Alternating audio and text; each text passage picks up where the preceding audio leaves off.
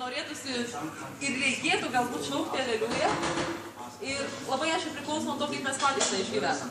Ar šaukia tik tai lūpos, ar šaukia širdis, bet natūraliai per visą gyvenimą mes labai dažnai tai savo kelionėje ir tikėjimo ir visose kitose banguojam. Tai išgyvenam didelį džiaugsmą, tai reikia tų krizių tam, kad galėtume vėl iš naujo keltis. Ir šiandien gal mūsų tema gali kas nors sakytų tokia savaitė po Velykų, galbūt ne pati tokia šventiškiausia, bet manau, kad yra aktuali mums visiems. Ir dėl to džiaugiamės, kad yra kunigas Kęstutis Dvareckas su mumis, dėl to, kad esam tie žmonės, kur vienom ar kitom priklausomybėm galbūt ir patys esam susidūrę. Nebūtinai jos yra tik tai tos, kur atrodo apie jas daugiau kalbame.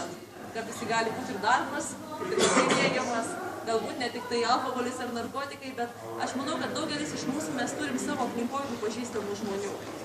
Ir man savo laiku tikrai reikėjo išdrįsti kelti tą klausimą, kaip priimti tuos žmonės, kaip su jais būti. Ar jiems padėti, ar nepadėti. Kaip tu gali padėti. Tai iš tiesų kviesim kunigą Kęstutį dalintis tomis temomis pradžioje, o paskui būkime tikrai visiškai atviri, laisvi ir manau, kad daug kas atėjom su klausimais kažkokiais, su tuo, kas mums rūpi. Tai ne per pusę sakinio, bet drąsiai klauskim, kelkim ranką, jeigu norėsim, sakykim, o mano situacijoje buvo kitaip, aš su tuo nesutinku, man atrodo, kad tai neveikia. Tiesiog turėkim tą vakarą visi kartu, kad jis būtų naudingas mums visiems. Tai dar kartą kunigas Kęstutis Dvareckas, ačiū labai, kad jis yra šį vakarą su mumis. Ir būkime tiesiog kartu, jeigu kas nors norėsit, tai ten galima pasimti kavos arbatos, dar ko nors, kad būtų smagiau sėdėti. Ačiū labai, aš kaip tik manau, kad labai aktualu po švenčių. Tos priklausomybių temos nuo po švenčių, sako, sporto klubai pilnėja ir tų laivininkų gretos trumpadienių. Tai tikrai aktualu pamastyti, nes Lietuvoje turbūt nelabai daug tų švenčių, kur išvengiam alkoholio. Dažniausiai kažkaip nuo krikštynų, kiek tenka būti, iki laidotuvių, vis kita motyvacija, bet jis mus lydi. Aišku, yra ir kitų svaigalų. Tai jo, aš esu kunigas Kęstas, esu pats priklausomas. Tai tuo, kad dalinuosi ir temos, kuriuom noriu dalintis arba galit klausti, tai tiek bažnyčios mokymas, nes tenka ties tuo kažkiek pačiam pabūti ir ieškoti atsakymų, tiek mūsų sudarytos knygelės pagrindų, kur psichiatrai, psichologai, sielovadininkai kalba būtent artimiesiems, kas yra netiesioginė priklausomybė, kas yra negalė gyventi savo gyvenimą, kas yra pagalba priklausomam sirgti ir taip toliau. Tai vat iš tos galim teorinė šiek tiek pusės. Ir taip pat 6 metai gyvenu priklausomų asmenų bendruomenėje aš esu. Susikūrė tik Dievo iniciatyva netyčia. Mūsų šiai dienai yra virš 20-21 nuolat gyvenantis asmuo. Jūs su darbuotojais ir savanoriais dar 19, tai toks būriukas nemažas, kai norim kur pajudėti. Prasme, nemažai tų istorijų prabėgo pro mano akis su vienokiam ar kitokiam baigtim, tai galiu ir iš teorijos šiek tiek. Taip pat. O pradžioj gal, kad būtų lengviau, tai visada mano bičiulis Andrius, kuris šiandien irgi buvo Kaune, kažkaip šiandien Kauno diena, tai visada sako, reikia pradžioj normaliai sunervinti, sukelti prieštaringų jausmų, kad tada išdrįstumėm klausti, nes esame pakankamai kuklus ir dažnai sunkiai išsprūsta iš mūsų klausimus. Tai gydytoja Vilma Andriauskienė, psichiatrė, kuri pas mus bendruomeniai dirba ir su kuria yra pokalbis taip pat šitoj knygoje, taip pat psichologijos mokslų daktarė Justina Kaletkaitė, kuri pas mus dirba, yra pokalbis šitoj knygoje, sutartinai tvirtina ir begalį kitų, ten koks nors Uoga, jeigu girdėjai psichiatras iš Naujos Vilnius, kad artimieji, draugai, bendradarbiai, giminaičiai, dažniausiai, kaip taisyklė, daro viską, kad jų mylimas žmogus netrukdomai sirgtų. O pabaigoje dar labai stipriai stebisi, kartais kaltina specialistus ar patį Dievą, kad rezultatas po jų pastangų netitinka jų lūkesčių. Tai šitas sakinys, kad artimieji intuityviai nori labai padėti sirgti, tai jie yra ne teorija, o iš praktikos gimęs. Turbūt žinote, Evangelijos sakinį, sako, turi akis ir sugeba nematyti. Pirmiausia, kas lydi priklausomybę, tai yra labai stiprus neigimas. Ir ne tik paties priklausomos mens, tarkim, žinot, posakį sparnuotą, kad alkoholikas, kad jis alkoholikas, o žino pats paskutinis, visi jau seniai žino, jam dar tai paslaptis ir daug pasiteisinimų, bet ir artimieji, kad dažniausiai patogiausia laikysena pirminė yra neigti, nepastebėti. Nes jeigu tą tiesą atpažinsi, pripažinsi, negalėsi gyventi kaip gyveni, tai pradės trikdyti ir įsileisi į skausmingą atsakymų paiešką. Bet su pareigūnais, kai tenka kartais bendrauti, kurie su nepilnamečiais ten turi reikalų ir sako, kai parveži nepilnametį tėvam apsvaigusi nuo nelegalių svaigalų, nuo narkotinių medžiagų, priduodi tėvam, jeigu kad ir pasiturintėm į gražius namus, pirmiausia, kas yra, tai riksmas. Ne ačiū, kad parvežėt gyvą, bet dažniausiai sutinkama reakcija negali būti, ką jūs čia savo galvojat, čia mes tvarkinga šeima, mūsų šeimoje tokių bėdų būti negali. Tai tikrai to neigimo labai daug. Ir tai nepadeda. Tas pirmas sunkusis etapas, tai būtų pažinti tiesą, pripažinti tiesą, kad ir labai skausminga, netitinkančią mūsų formuojimo įvaizdžio ar pasakojimo apie save. Ir tada ta tiesa padaro laisvų. Laisvų ieškoti tikrų išeičių, laisvų ieškoti pagalbos, prašyti pagalbos.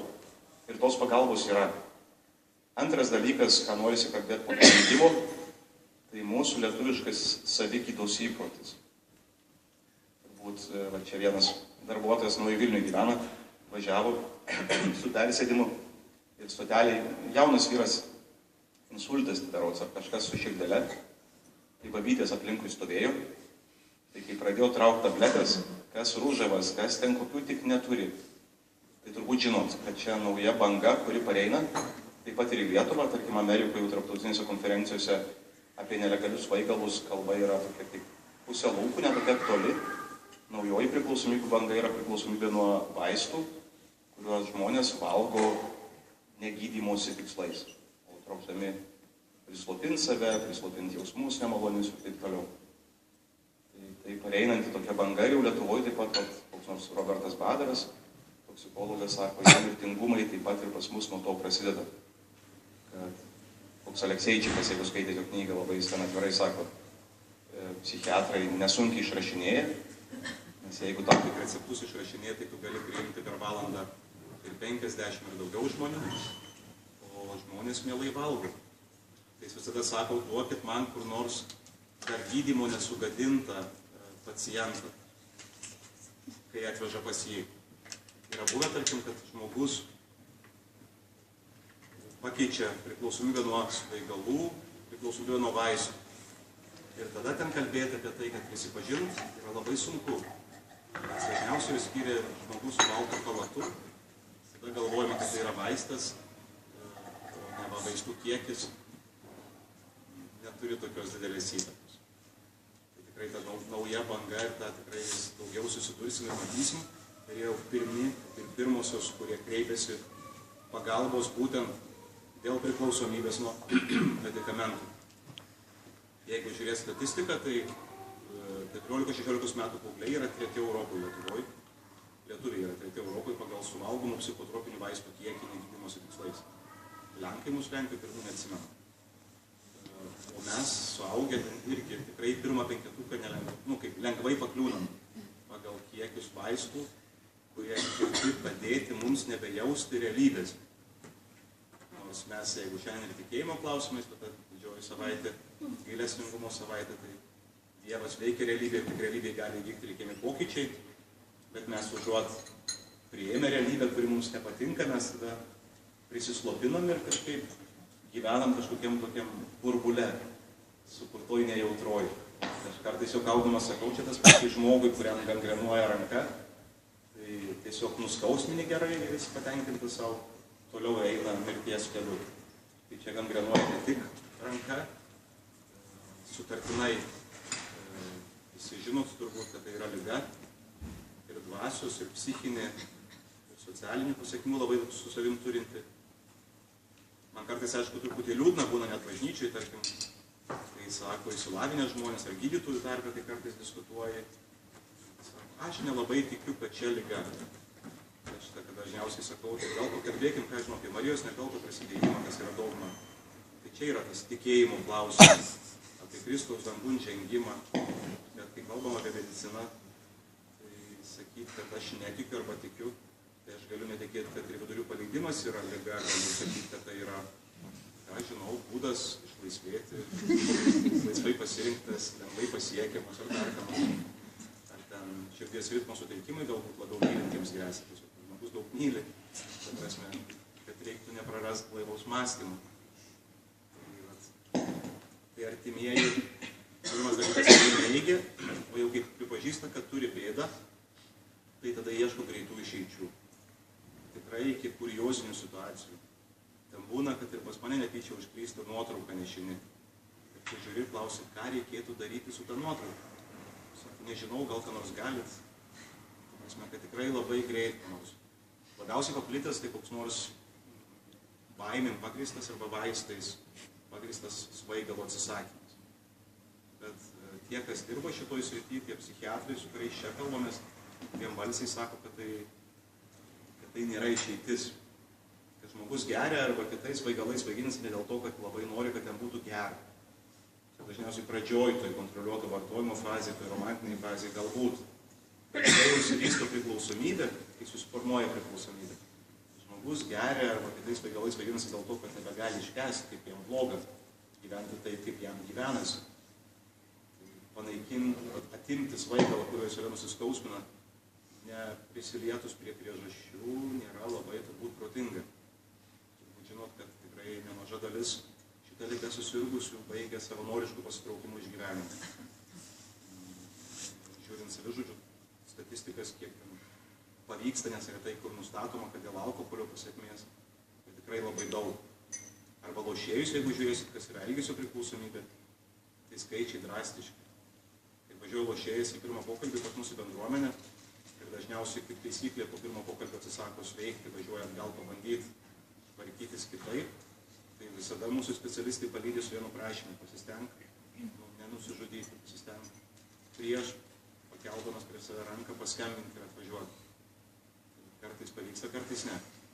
Tai tikrai dėja tenka susidurti su tais, sako, liga, kuri progresuoja, mirtina, nelabai pagydoma, su 3 išeitim, kaip ir visus kitus lygus turi išeitis, taip šitą irgi. Tai kalėjimai, čia grįžo šiandien iš kalėjimo, gali papasakoti, kiek ten mūsų likimo brolių ir seserų, ligoninė arba mirtis. Tai dažniausiai pas mus pakliūna, pabuvoja kalėjimuose arba ligoninės ir įsigandę mirties. Tie, kurie vis dėlto kažkaip paskutiniam akimirkom pabunda noras gyventi. Taip, o sakau, taip labai populiaru, kad visi kodavimai, akupunktūros, užkalbėjimai, vis dabar naujų tokių vis būtų pasižiūrė. Aišku, kita, laikų nėra labai mažų, gal nesupras, baisi tema, kur artimieji šiandien sunkiai gaudosi ir aš nemeluosiu, nebesigaudau iki galo, tenka skaityti papildomai, tai legalūs narkotikai. Galbūt Lenkijoje važiuodami, kur nors matėte jau mikroautobusiukus su reklamom, kaip fui legaliniai. Tai prieš 2 metus buvo, turbūt yra ir pernų statistika, bet radau 2 metų senumo statistiką, 364 internetinės parduotuvės, kuriuose galima užsisakyti legalių svaigalų, kurie dar nėra uždrausti, ir jie atkeliaus jūsų pašto dėžę. Štai net nebūsite baudžiamas.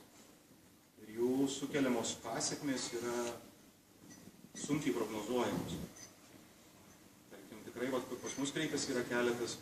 Vienas jaunuolis tai apskritai ten išskirtinių intelektų, baigęs Vilniaus licėjų, visais maksimaliais balais ir priimtas į Pensilvanijos universitetą nemokamai studijuoti su stipendija, kaip galbūt žmogus, kuris ateityje pasitarnaus visuomeniai, buvo parsiųstas atgal, deportuotas į Lietuvą su visom skolom ir priklausomybė būtent nuo naujų psichoaktyvių medžiagų, kurios nėra uždraustos kol kas. Ir kol kas nepavyksta prie jo prieiti. Ten Vilniaus nėra psichiatrų, kurie jo nepažinotų ir tarp savęs ginčiasi. Vieni mato ten begalę diagnozių, daugiau negu rožinį paslapčių. Kiti sako, ne, tai yra tipinis narkomanas ir nereikia čia įsigalvoti, visos kitos psichinės ligos yra pasiteisinimas.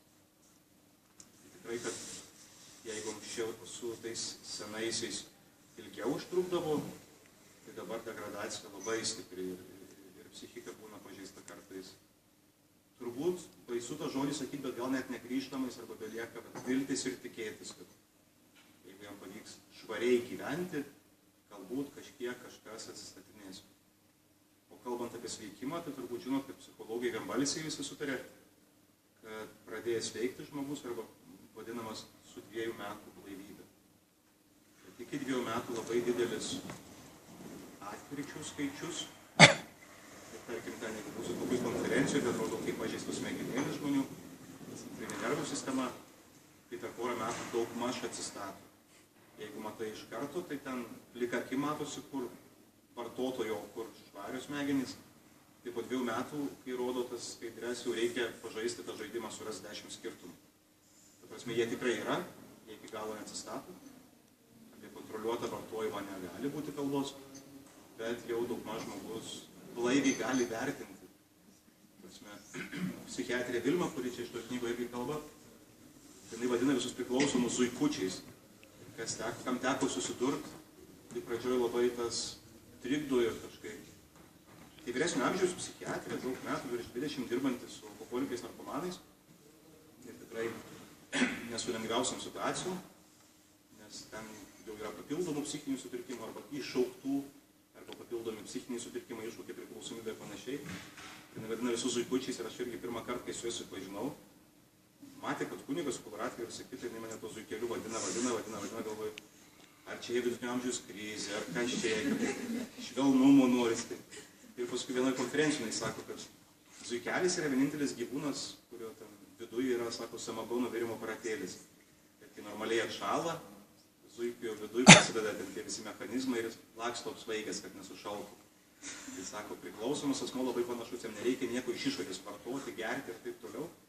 Viduje yra mechanizmas, kuris jam padeda gyventi neblaiviai, dar nevartojant. Neblaiviai jaustis, neblaiviai vertinti realybę, neblaiviai vertinti situaciją, perreaguoti. Kažkas ne taip kažką pasakė. Ten gali atrodyti tikra pasaulio pabaiga. Ne taip pažiūrėjau, mane apkalba ir ten gaunasi tragedija, dėl kurios reikia gerti ar vartoti. Reikia priežasčių begalai. Ir iš patirties, tos jau liūdnesnės, kur irgi tokia pusiau linksmai skamba, bet tragiškai, tai ir turim bendruomenėje keletą, mes jas vadinam savanorių, keletą moterų, kurios skaito šventą raštą, bent jau pirmą švento rašto knygą, kur parašyta negera žmogui būti vienam. Ir verkiant reikia antros pusės. Tai kažkaip jums sekasi surasti būtinai tokią antrą pusę, kuriai vėliau reikia pas mus į bendruomenę. Ir dabar jau vienos tai yra trečias draugas. Trečias draugas bendruomeniai. Tai čia tokia liūdnesnė žinia, tai vadinama SAF arba suaugę alkoholikų vaikai, gal esat girdėję, tokie apibrėžimai internete šiek tiek yra. Toks fenomenas, kad žmonės augę su vartojančiu vienu iš tėvų, besisvaiginančių, kažkaip linkę rinktis partnerius, asmenį, bent jau turinti visas savybės, kad susirgtų priklausomybę. Dėl begalės priežasčių ir procentas tikrai nevaikiškas. Žmonių renkasi. Tai mes jas kartais, taip juokaudami, vadinam, čia buvo pas už Žalgirio arenoj, tas Valentino diena kitaip ir mus pakvietė iš vakarų. Aš paskambinau vienai, sakau, varom į Žalgirio areną, pažiūrėsim, ar yra potencialių priklausomų. Nepavyko atliepti. Tai tikrai yra nemažai netiesioginės priklausomybės paliestų žmonių. Mūsų diena atrodo labai liūdnai. Dažniausiai atvažiuoja tėvai, ne patys žmonės, tėvai, kurių dar nenusisukė. Čia yra kelios grupės žmonių pas mus namuose, vieni tie, kur dar tėvai pripažįsta savo vaiką, dar nekviečia policijos pamatę prie namų ir taip toliau. Nes yra ir ta grupė, ten lengviau jiems padėti. Bet yra tėvai, kurie labai nori padėti, tai dažniausiai atvažiuoja patys tėvai ir 15 minučių pasakoja, kokia jų giminė graži, dvasinga, pavyzdinga. Ir pritilusių balsų, kaip gėda, sako, kad turime bėdą. Liga, mylimo žmogaus liga vadina bėda, gėdinga bėda. Tai sako, gal galit tyliai, kaip nors tą bėdą išspręsti ir gyvensim kaip gyvenime. Ir pirma žinia, kurią girdi iš mūsų bendruomenės, kad mums dažniausiai labai nepatinka ir irgi būna ir artimieji grįžta tik tai iš 2-3 kartų į normalesnį pokalbį. Mes sakom, kad sveikimas prasideda nuo jūsų pokyčių. Jeigu jūs galvojat, kad jūs galėsit gyventi, kaip gyvenat, nieko nekeisdami, priklausomas asmuo su jumis gyvendamas gyvens sveikai, tai stipriai klystat. Priklausomybė susiformuoja tikrai ne per vieną dieną ir ne per vieną mėnesį. Ir nieko nekeičiant, jeigu šeima nesutinka kartu žengti šiek tiek bent sveikimo keliu, šansai mažoki. prasme, tikrai nemažas skyrybų skaičius, jeigu antra pusė atsisako suprasti ir truputį keistis ir taip toliau. Tai būna, kad antra pusė įsiskiria ir vis tiek susiranda bendra keleivius priklausomybės sergančius asmenys. Tai pastebėta kaip tas netiesioginis arba po priklausomybės fenomenas toksai irgi sutrikimas, kad ilgai gyvendamas su priklausomu asmeniu žmogus tampa tiesiog nebeįgalus gyventi savo gyvenimą. Kai neturi ko nervuotis, jam gyvenimas netenka prasmės. Ir pavyzdžiui, yra viena mama, ne viena yra, bet su viena bendrauja intensyviau, mama Vilniuje vyresnio amžiaus, kurios sūnus gydytojas yra užgerimo alkoholikas. Tai reikštų geria kasdien, geria kas 2-3 mėnesiai, jau tokie blaivūs sausi tarpai, tada biuletenis 2 savaitės ir visiems žinoma ta išgerimai, kaltas, labai kaltas, atsiprašau, lašalinis ir vėl grįžti į darbą ir vėl labai kaltas, vėl visiems geras, ir darbe geras, ir namuose geras, ir žmonai geras, žodžiu. Tai kai tik jo sūnus negeria, tas gydytojas, mamytė skambina man. Į savaitę, kad 2 kartus, kad miršta reikia ligonių sakramentą. Ir taip jau 3 metai. Kai tik sūnus užgeria, aš sutinku tą mamytę lekiančią per miestą, pamiršusi lazdas namuose, su sultinuku, nes jos vaikui mamos reikia. Nes jos gyvenimo prasmė kažkaip įgauna tikslą. Tas irgi trupučiu, kad trikdo ir tikrai daug kitų tokių pavyzdėlių, kurie nėra labai gražus. Pavyzdžiui, net mano giminė yra giminaitis, jaunas berniukas, pradėjęs lošti. Ir atvažiavo mama, aišku, ten jau pagal pažintis, greitai, gal nors stebuklingo padaryti. Pristatėm vesti per ligą koks veikimo kelias, mamos tas neįkvėpė, kad nėra jokių greitų išeičių, yra tikrai sunkus, bet tikras pokyčių kelias, trunkantis ne 1 mėnesį. Nusivylė šiek tiek mamais, darbo skolos nedidelis, berods 4000 litų tuo metu. Čia sakau, tai bent skolos negrąžinkite ir visą kitą, darykite kaip galvojat, sugrįžite jeigu ką. Aišku, kad grąžino skolą. Jinai buvo pas mane su vaiku dabar prieš kokius 2,5 mėnesio. Skolos jau normalius. Jau mamytė įgredžia baudžiamoji, nes nedirba finansininkė, jisai įsisupo prie grinųjų darbe. Palengvino ten toks pirmos gyvenimą. Mama jau visai giminiai skolinga, paskolų prisėmus, tėvai į Daniją kažkur įsiuntė dirbti ir gauti, kad tą skolą grąžinti. Skola pasakiška ir aš jai sakau, tokios iš nevilties arbatą geriam, sakau, va, vėl susitikom, sakau, tai ką dabar darysim? Sakau, bet nieko, sakau, labai pasistengsit, dar ir tą skolą kaip nors grąžinsit. Ir jinai taip labai nuoširdžiai tikrai sakė. Tai Kęstai, aišku, kad grąžinsim, čia ne dėl to mes atvažiavom. Prasme, bet ką jam daryti? Ir dėl reabilitacijos atsisako, bet ko atsisako, bet ką nors daryti, ką nors greitų. Tada sakom, bent nesotai yra tokia 28 dienos, kur gali žmogus sau leisti. Žodžiu, jinai ten labai prašė ir vartojo. Naudodamasis tarnybinį padėtim sutarė, kad tos Minnesotos nereiktų laukti, ten dabar eilė yra iki birželio pabaigos. Ten būna, kad kas nors neatvyksta, arba įsirašom anksčiau laiko ir kartais net bendradarbiaujam, dirbam kartu, priimam iš jų žmonės, tai galim vieną kitą kažkaip palydėti greičiau. Ir atėjus tai dienai, kada reikia tam jaunuoliai gultis į ligoninę, mama man skambina ir sako, žinai, dabar jis gavo darbuką visai neblogai apmokamą. Ir dabar jis labai geras ir tikrai ne. Kad viskas gerai. Ir to gerumo kaip ir nėra. Aš žinau, kad noriu to tikėti. Ir aš norėčiau tikėti ir labai džiaugčiausi. Pirmas džiaugčiausi, jeigu būtų viskas puikiai. Bet patirtis ir statistika liūdnokai byloja, kad jeigu tam vaikui pavyks išlikti gyvą, tai susitiksim dar didesniam dugne. Bet toks yra, žinot, tas posakis, kad priklausomas, kad sveikti turi pasiekti dugną, atsispirti ir ten prasideda tie pokyčiai. Ir sako artimieji. Taip stipriai myli, kad priklausomam atsitrenkus į dugną jį patraukė, kad galėtų grimsti toliau, kad nieks jo nestabdytų. Pavyzdžiui, mano dėdė, aš ir užaugau matydamas jo alkoholizmą ir teta labai pamaldi religinga moteris, tai jis turi kitą pomėgį važinėti neblaivas. Čia Lietuvoje tas pomėgis nėra toks labai retas. Vieni ten puola skambinti išgėrė, labai bendraujantis pasidaro, kiti santykių aiškintis, ar padušam kalbėti, su mano dėdė kažkaip traukė kur nors važiuoti. Ir man skambina teta apsiverkus, ko verkia. Nu va, jis girtas išvažiavo su policija, tai jas labai greitai reikia, kol dar neprimušė ko nors kaime važiuodamas, kokį nors žmogaus. Ir kad jį patys sustabdyti, nes pavojų savo kelią. Sako, tai kad aš su jo mašinu, kur tu sakau? Sakau, nu, ką žinau, pasimiau rožančių telefoną ir iššaukau į priekį.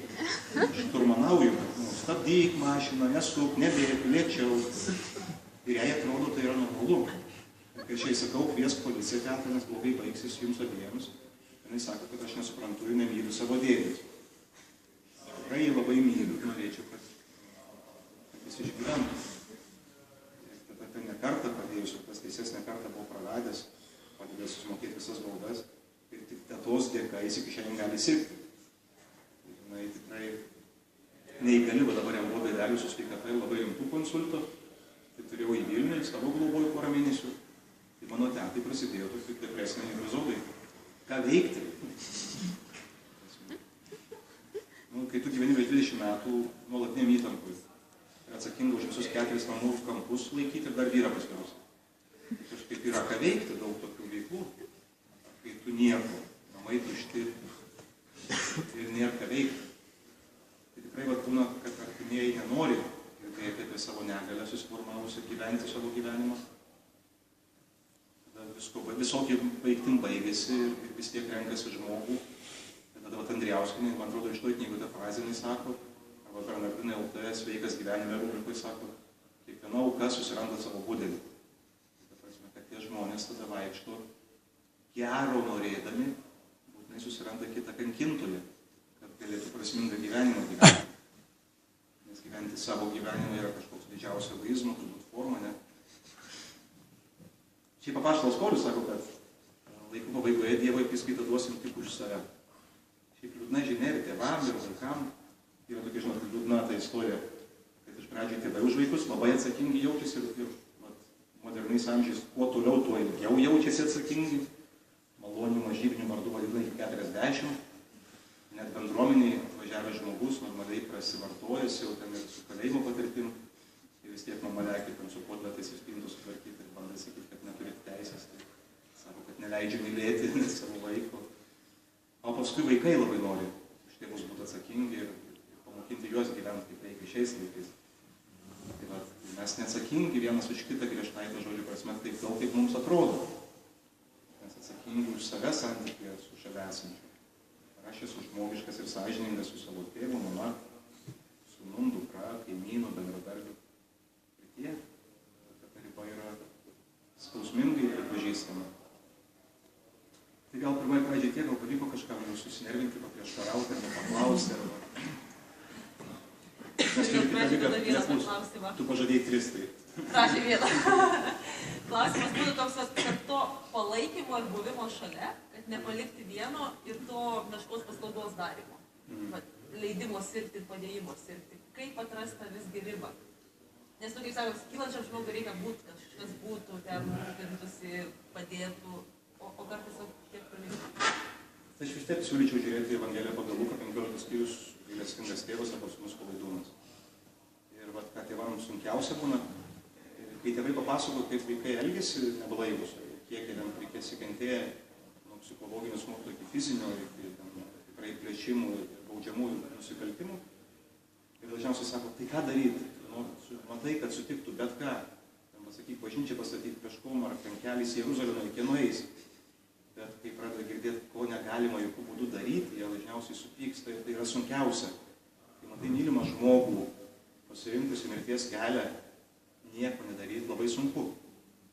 Bet priklausomybės atveju būtent tas yra gailestingo tėvo palyginime, kai vaikas nusprendžia, kad tu gyvas jam trukdai, atiduok vaikas, tai ten nėra prasmės jau labai stipriai atkalbinėti, nes žodžiai seniai nebeveikia.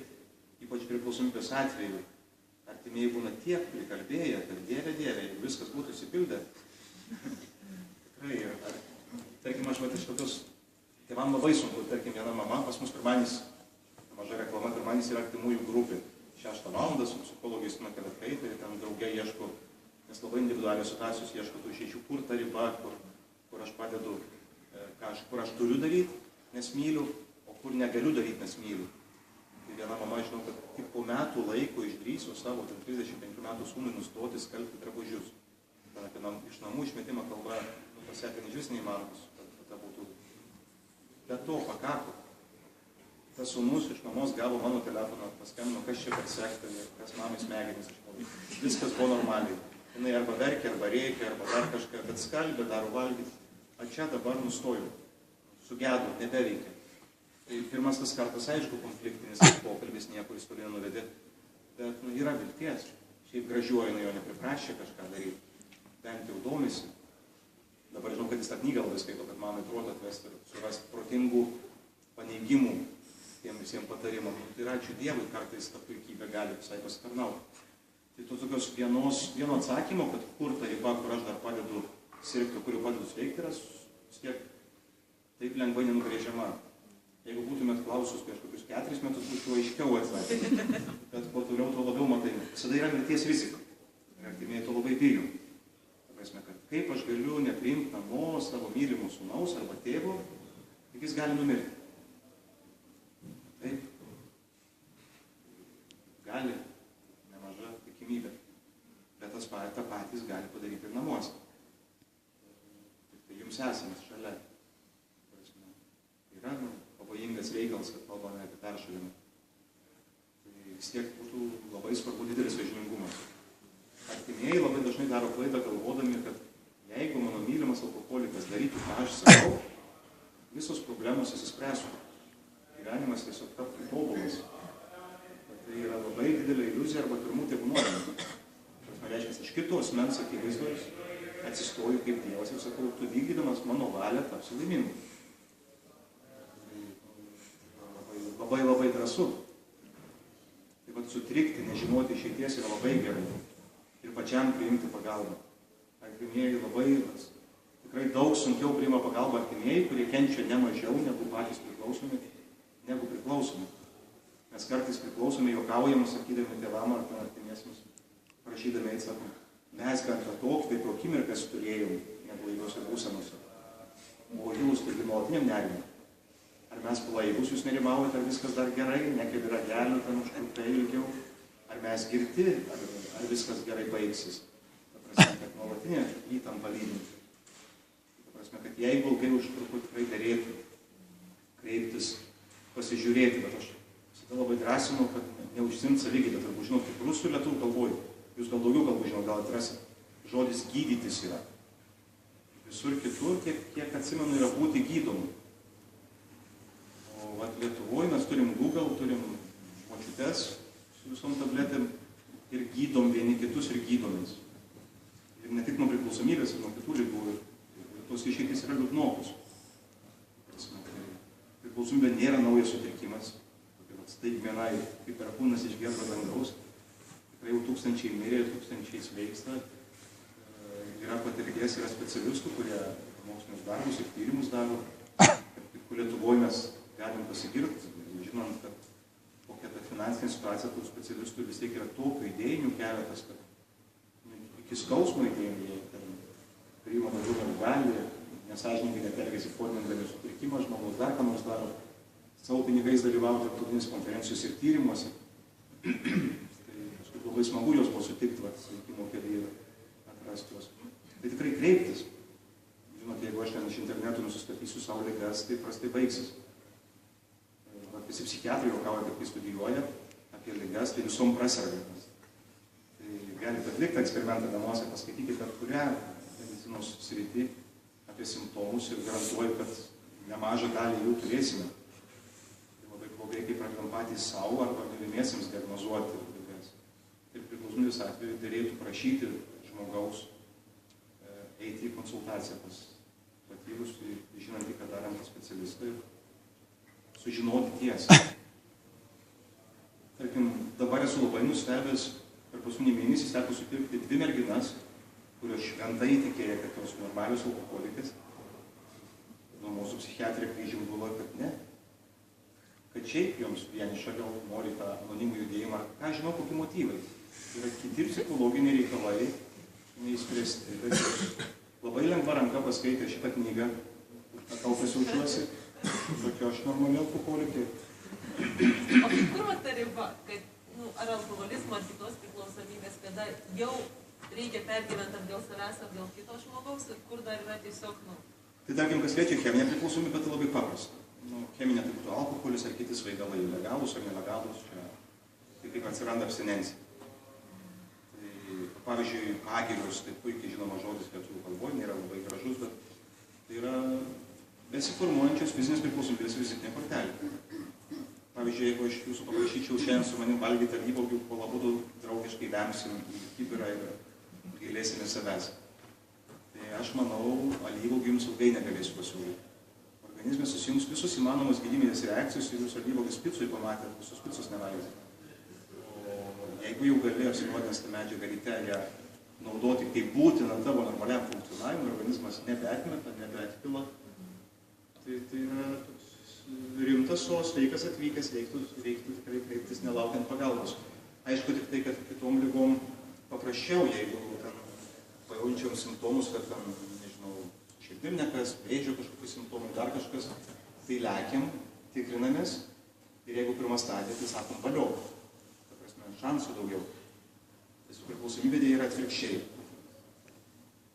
Kol neteina paskutiniai baisūs signalai, tol žmogus viską gali savo pripažinti.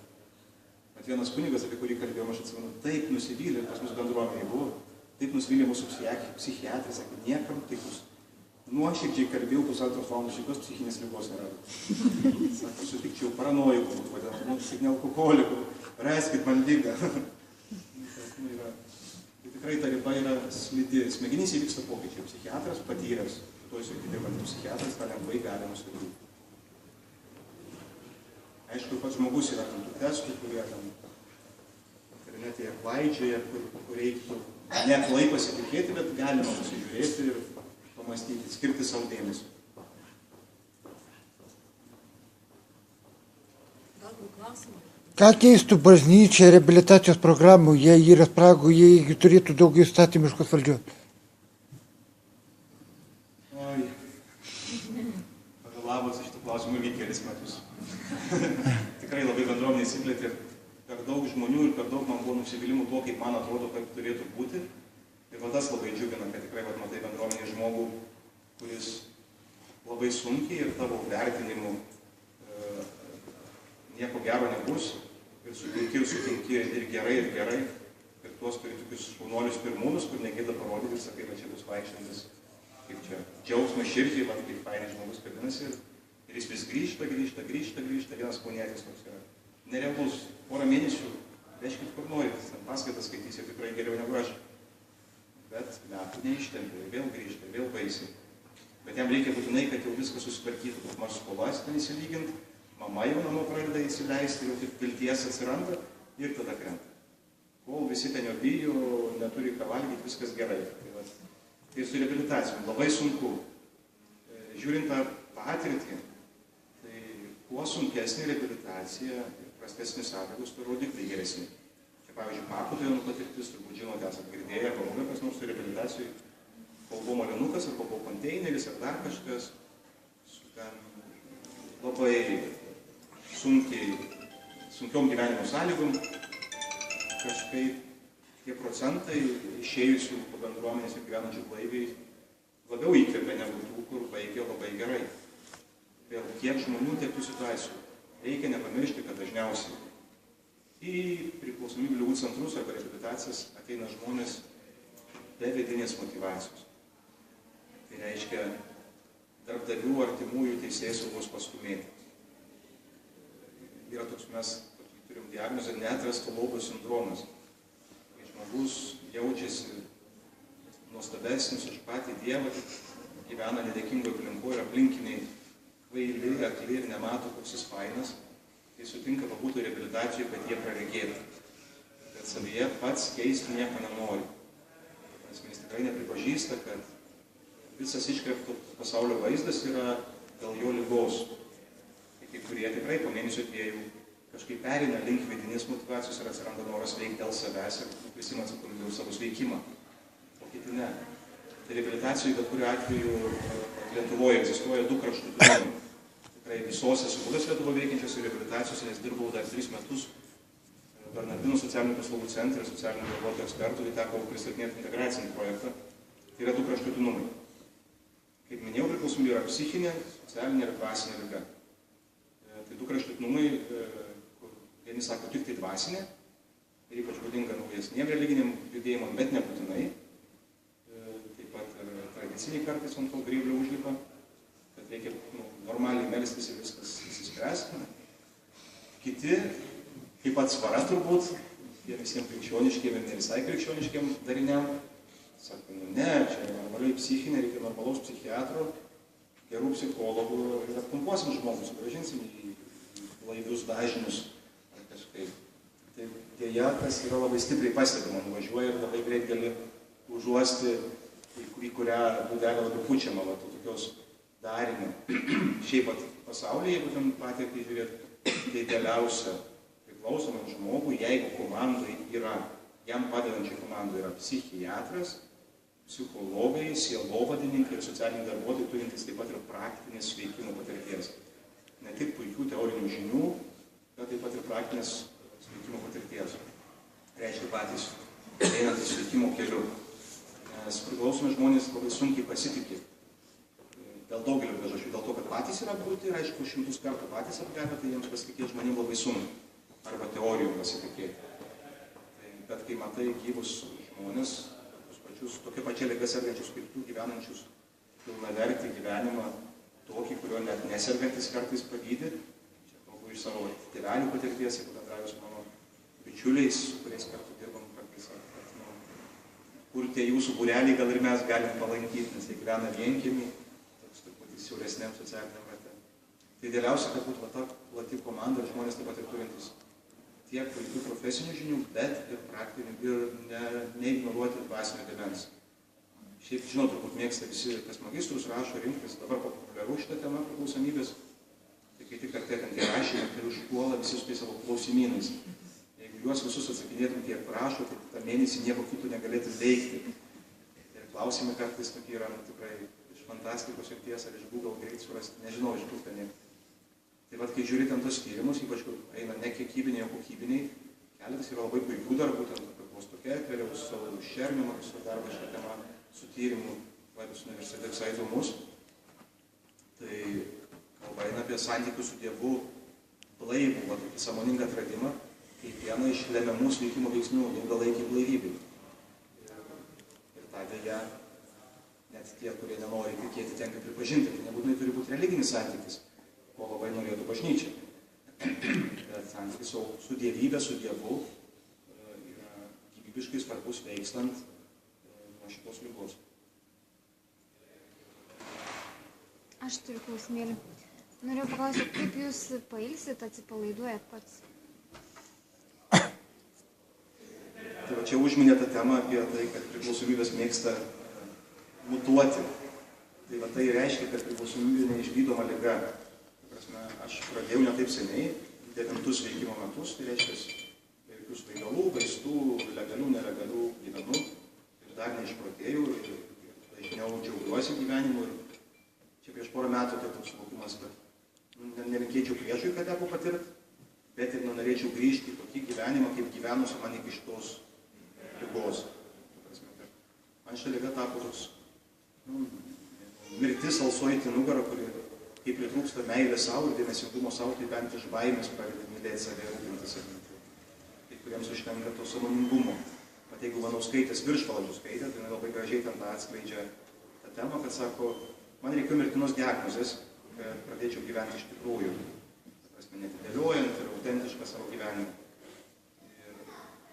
Ir ten nieko naujo, tai mirtinoji diagnozė, šiaip mes visi turim, bet tai galvoju, kad ne dabar, dar daug laiko. Grįžtant prie jūsų klausimo, tai priklausomybė mutuoja, kartais užneša dar populizmo dėl praiškų. Tai gerai, kad turiu gerų bičiulių. Vienas ypatingai geras, bet nedaug tokių yra žmonių, kur matai, bendrauja ir tuo pat metu, tokie 2 stiprus jausmai. Ir bučiuoti ir pasmauti norisi. Tai daktaras Alekseičikas.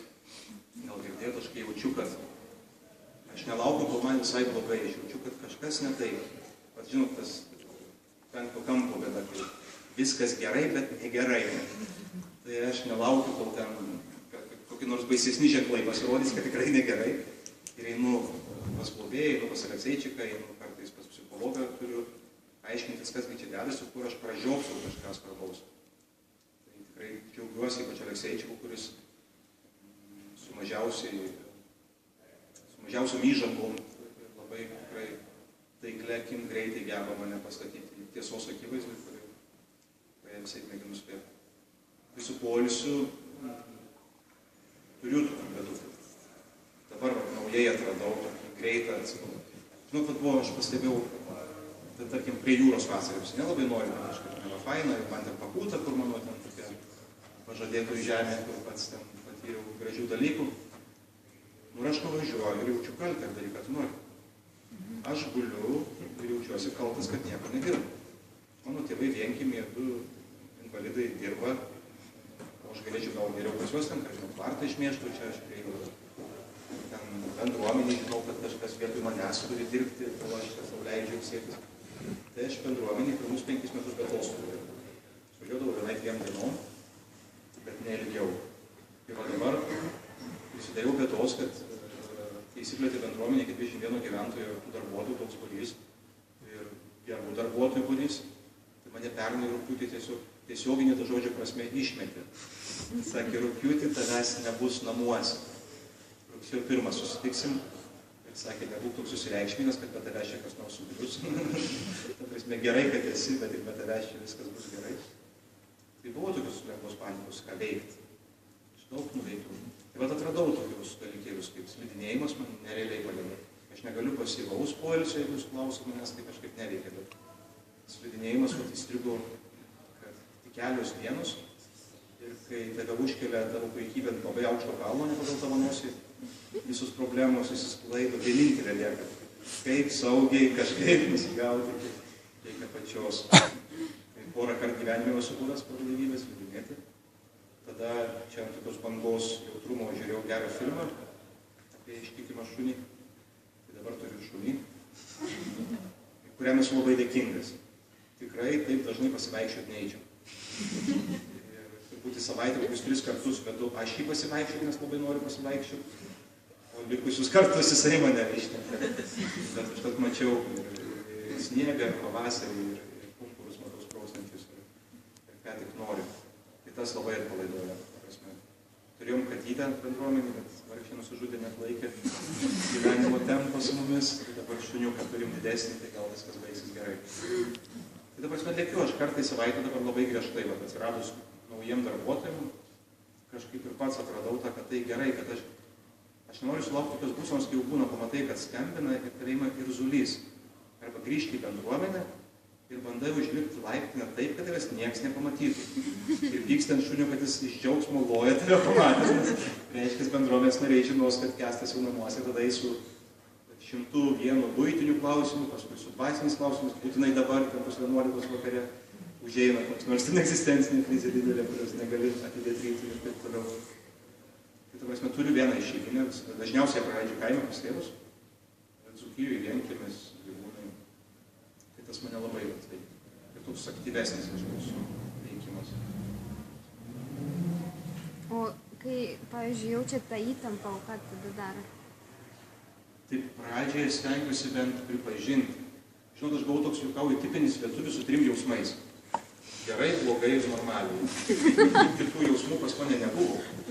Ir aš atsimenu, pakūtai buvau labai sutrikęs, kai Gedas norėjo man kažką padovanoti, neatsimenu. Ar maikės, ar kažką, ten, žinot, kai stovyklai buvo su visokiais šūkiais. Sako, kokia spalva tau patinka? Man ten jau praktai 30. Ir ką žinau? Ta prasme, aš žinau, kad, kaip pasakys, seminarijos vadovybė, kokia turi, kokia patinka, žiūrėk. Tokio klausimų niekad nekėliau. Tai mano pirmas veikimo pamoka buvo, kai aš atvažiavau į Minesotą, priklausomybės saugų centre. Ir tada atsimenu irgi su visą savo puikybę, kadangi labai ilgai laukiu eilėje, gal 6 savaitės, 3 iš jų Lukiškėse, net 3 galvoju, 20 dienų, 10 iš jų KBZ, 10 Lukiškėse. Tai atvažiavau į Minesotą ir sakau, ir aš jau pasiruošiu. Kas ten bus, kaip ten bus, tos baimės daug. Tai aš ten plėtkų tiek prisiklausiau, ten atvažiavus yra toks ratas, reikia pasistatyti.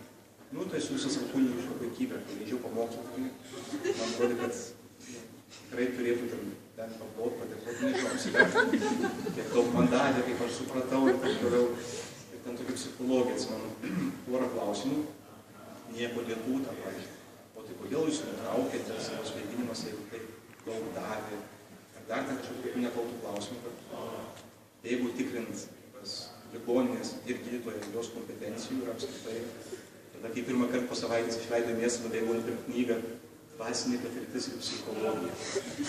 Bet neskaičiau jos iki šiandien, bet nusipirkau prieš kelias savaitės, vadovėlą čia. Gal ne šiaip sau man nepakliuvo į rankas.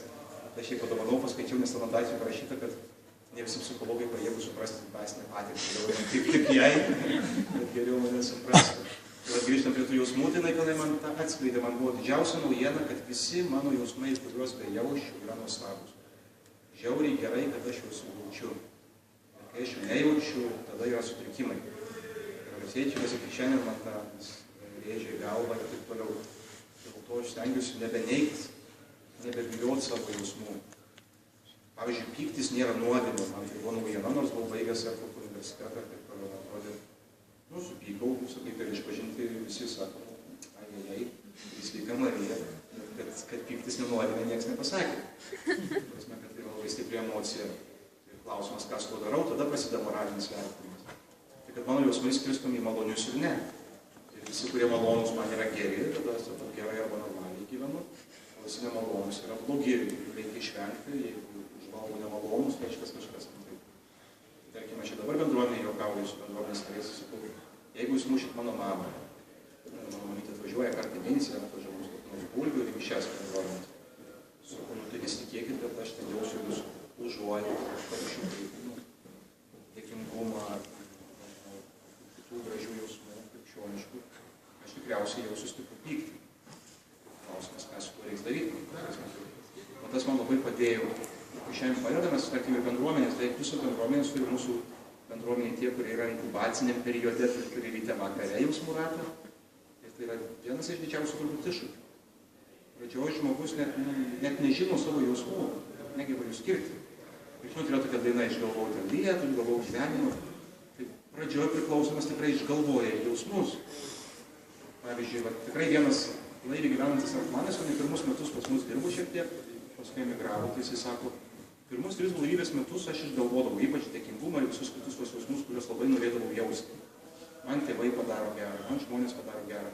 Aš labai noriu jausti dėkingumą. A jaučiu tai lygiai nuliai. O net pasipiktinimą, kad galėjau ir daugiau pasistengti. Nors galva jau sako, kad čia turėtų būti dėkingumas, bet reikia laiko, kad atšiltų, priklausomai kurių svaigalų žmogus priklausomas. Jeigu tai yra stimuliuojantis, tai pasitenta jausmų paletė yra tragiškai kintantis. Per 5 minutės gali labai nuoširdžiai verkti ir pilnais plaučiai išvengti. Viską daryti iš tikrųjų.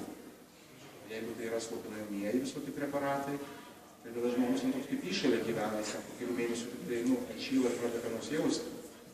Iš tikrųjų, darosi dėmesingesnis, bet jausmai yra labai geri informatoriai mums. Fiziniai plotmei mums viskas labai paprasta, pavyzdžiui, kai peršalima kokį nors.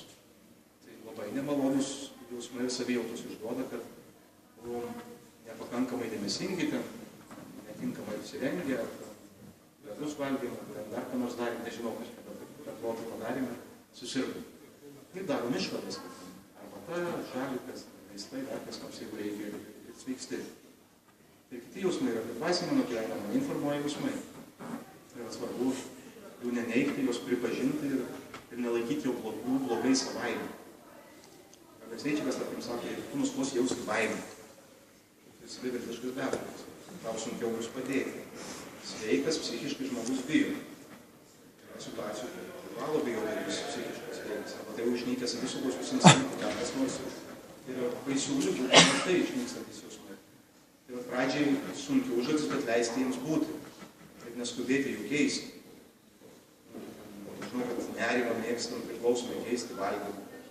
Tuštumą užvalgyti dar ką nors, kad sotumas užslopintų, jeigu negali kitom priemonėm, ar lytinių aktyvumų.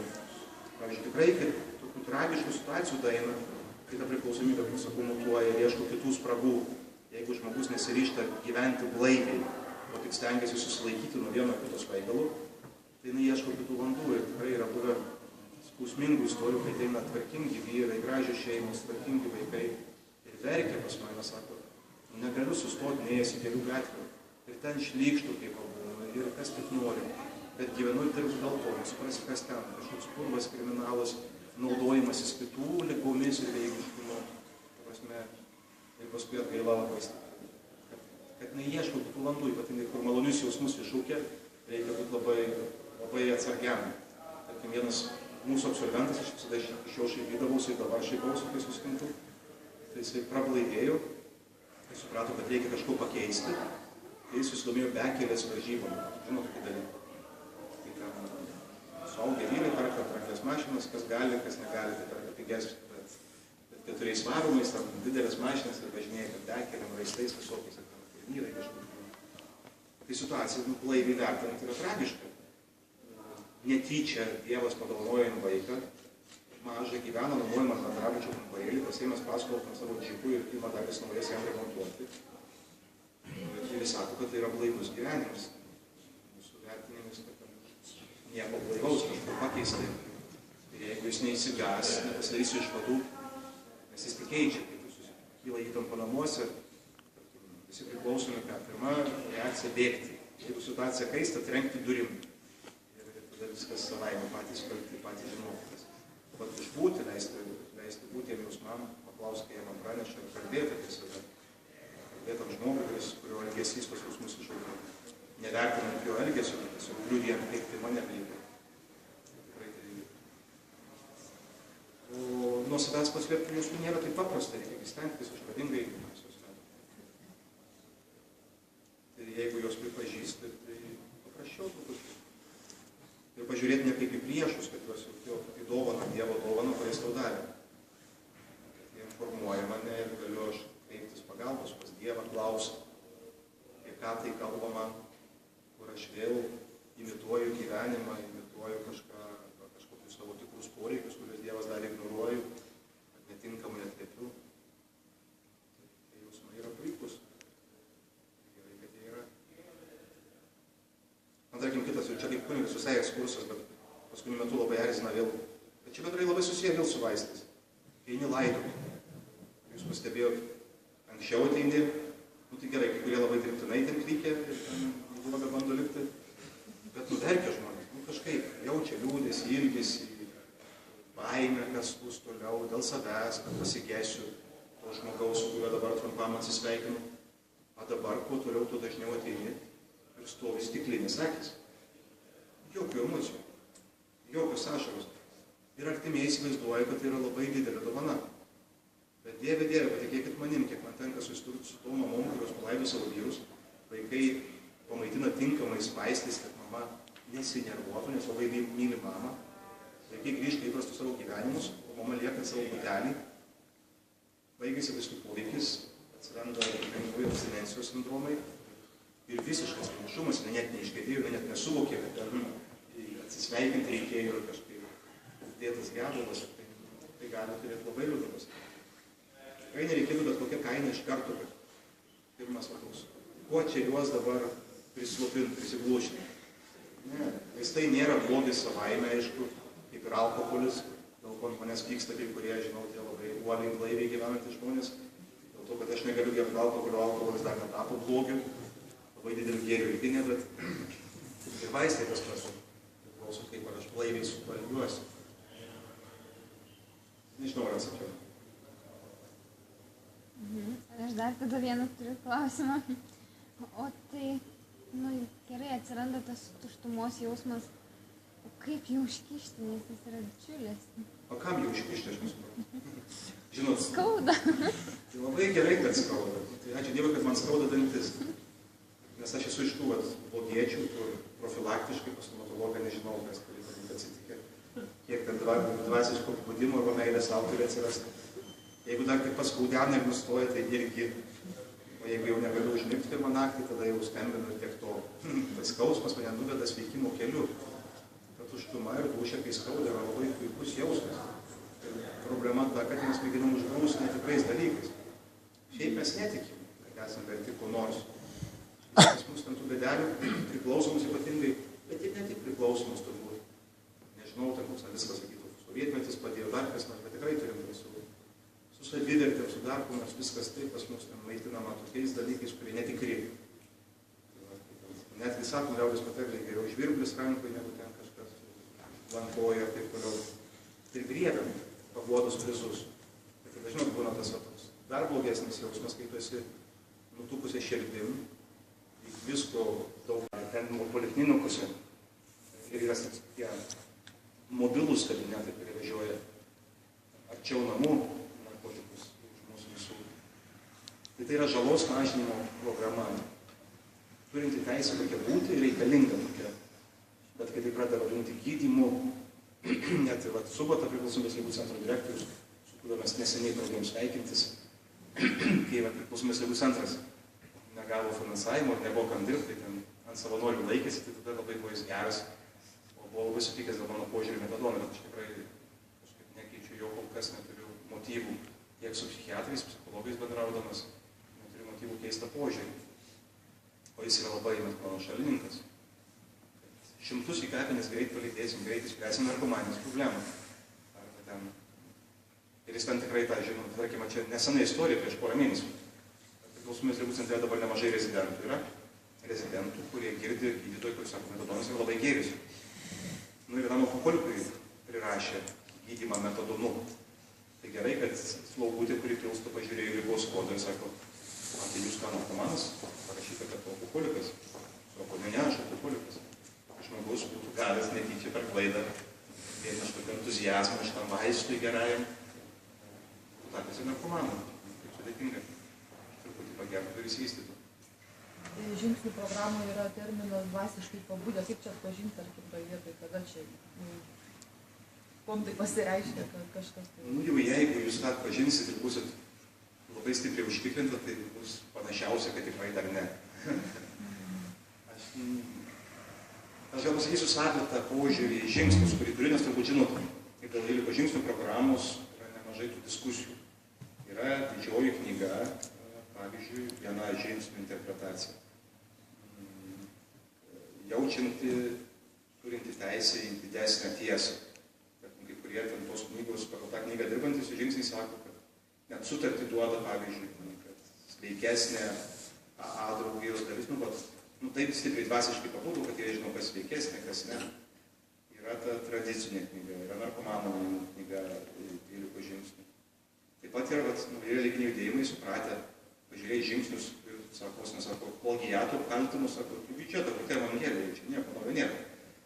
Iš tikrųjų nieko naujo, kada liūdnoji žinia, ypač tokiem kaip aš, baigi teologiją ir prasivartoji, o sveiksti su evangelija rankas. Tik tai, kad konkrečiau išdėstyta, kur negali įsisukti ir prisitaikyti evangelijos pagal savo poreikius. Tai mano požiūris į žingsnius gal yra šiek tiek kitoks nuo pat pradžių. Man tai nėra kažkokia panacėja ir nėra taip, aš labai pykau ant savo globėjų. Kai susiradau šį, žinot, vidinių nerimo vedinas, kuo greičiau tos žingsnius padaryti, kad išsispręs savo bėdas. Ir aš jiems sakau, tai kada rašysi? Duok tu man tos klausimus, kada rašysi? Sako, žinau, kad tu rašytojas, tu jų nerašysi. Žiūriu šis, visi rašo, aš ne, duok ir man rašyti. Aš noriu atsiskaityti, sako, tu juos taikysi, tu juos darysi. Bet aš jų nesuprantu, sako, tai va perskaitarite ir tiek, kiek supranti, tą dieną stengiasi taikyti. Tau nesigaus, 100% nesigaus ir daug kur nesigaus.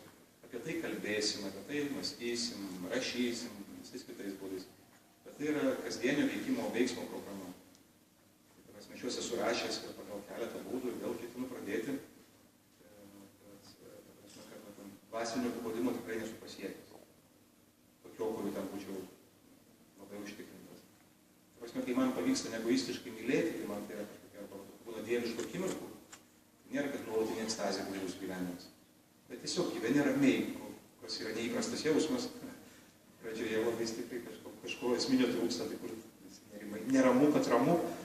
Bendruomenė būna žmonės pusmečio, taip sakant, tai kažkaip net nemiela, kaip ramu.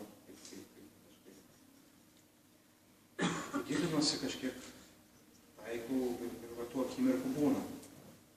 Man tai yra toks kažkoks kelias. Bet, man labai tiksu, tarkim, jeigu čia religingų žmonių yra, tai žingsniai, pavyzdžiui, taip ryškiai sako, maldos ir meditacijos tikslą, pavyzdžiui, ko bažnyčios nesugeba taip aiškiai įsivardinti. Taigi didžioji dalis tikinčių arba norinčių tikėti, meldžiasi, kad Dievas įvykdytų jų valią. Aš žinau, reikia, kad pasveiktų mano vaikas, reikia, kad tėvai ateitų į protą, reikia, kad dar kas nors tvarkoja. Aš žinau, ko reikia. Ir tas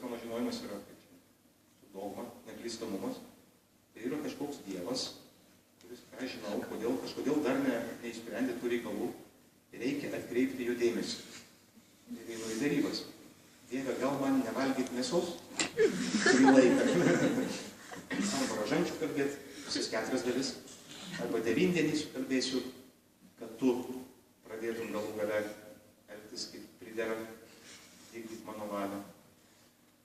Ir begalė kitų motyvų veda į maldą. Kiti ieško jausmų po pasikeitimų. Tikrai labai nemažai priklauso nuo pagrėbio liko. Jeigu nepasimeldi charizmatikai, ypač turi, kad po maldos turi ten ateiti, kažkoks palaima, dieviškumas, man ne visada ateina. Gerai, jeigu duoda viešpats. Labai gerai, jeigu ir neduoda. Nes man tai kartais kaipo labai panašių vartotojiškumų. Aš gyvenu, bet yra kartais tokia rūšis žmonių, atvažiuoja pas mūsų krikščionišką bendruomenę, jiems uždraudžiama 2 mėnesius varto žodį Dievas, malda ir visa kita, kas susijęs su religiniais terminais. Tarkim, jie save kankina, liguistai suvokiama religija, ir kitus mėgina kankinti. Ir aš kartais sakau, jiems labai atvirų tekstų sakau, žiūrėk, brolau, vien tai, kad tu man kalbė apie Dievą, kai mane prievartauji, pačių reikalų esmės nepakeičia, man vis tiek skauda. Nekalbėk apie jį. Maldos ir meditacijos tikslas yra Dievo valios atpažinimas, ne ko aš noriu, ko nori Dievas, nes jeigu mano nori įsipildyti pragaras, jau prasidėjo iš čia, nepaisant to, kad gero noriu, Dievo valios atpažinimas yra dar toks nuolankumas, netidėliojimas ją vykdyti, nes pasitikėti, kad Dievas žino, kas man gera. Bet vienintelis tikslas, kaip sus maldingos praktikos, yra puikius tam tikslui pasiekti, kai atšyli, įsiklausai, įsikalbi, kad tą tuštumą pajustų. Savo valią Dievui. Tai čia, kurie žingsniai neatsimenu, gal toks 11, ne? Toks kasdienis, daug tam to kasdienį. Visi jie kasdienį. Tai kartais irgi labai sunku ten atpažinti ir galima neblaiviai jos labai stipriai taikyti. Pavyzdžiui, bendruomenė, bet beveik visi 1 mėnesis blaivybės jaučia nenugalimą potraukį gaminti 12 žingsnį, nors tu jau užmušai. Leistų jį pas tėvus, leistų jį pas draugus, jis turi perduoti žinią. Kokią žinią? Pas tave žinią dar galvoja, iki širdies nenusileido kelias, toks ilgas, turbūt ilgiausias kelias, koks yra tai. Nuo to, kad jau sugebėte tai galvoti, protingai kalbėti, kol nusileidžia iki širdies ir protingai gyventi, tai tikrai gabaliukas kelias. Tarkime, jeigu atliktume tą apklausą tų, kurie baigė Minnesotą, trumpalaikė terapinė programėlė. Tai 90% sakytų, kaip gerai, kad mūsų artimieji ją nuvažiuotų, kaip jiems būtų gerai. Mes vis tiek labai krikščioniška tauta. Rasiečikas šaiposi sako, kad kai Lietuvos į pragarą nueina tik dėl to, kad yra pernelyg mandagus. Arba visiems užleidžia kelią prie Jėzus. Kai Jėzus ten atsivena, klausia, nėra panergių, ko nori, kad tau padaryčiau. Tave myliu asmeniškai, man svarbus. Man gal neverta, tai gal nieko man.